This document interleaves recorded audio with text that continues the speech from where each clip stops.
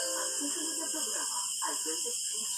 Patnubay at gabay ng magulang ay kailangan sa mga batang manonood.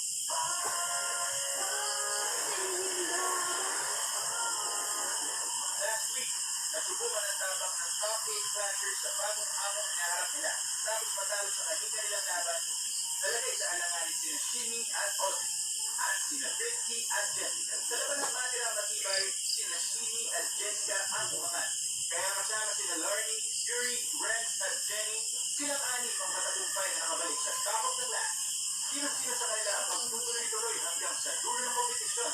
Ang magdidesisyon niyan ay ang ating last panel.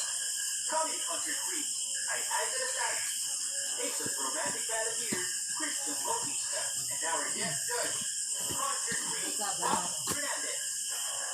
Bago natin simulan ang bakbakan ng top 6, isang mahalagang mensahe ang kailangan nating marinig. Happy birthday to you. Poppy is a good person. She's very loving, and more than that, she's very caring. Happy birthday to you, Pai. I love you, I love you, I love you. Come on.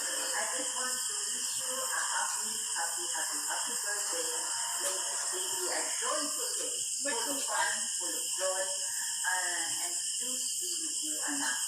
Happy birthday again, and I want you to know how much I love you. I love you with all my heart. Happy 28th birthday, Mr. I only wish you the best in life to come, as you said, and happy birthday, I love you so much.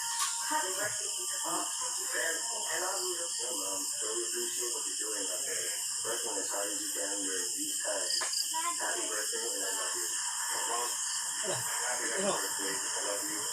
Congratulations on everything that you just did for me.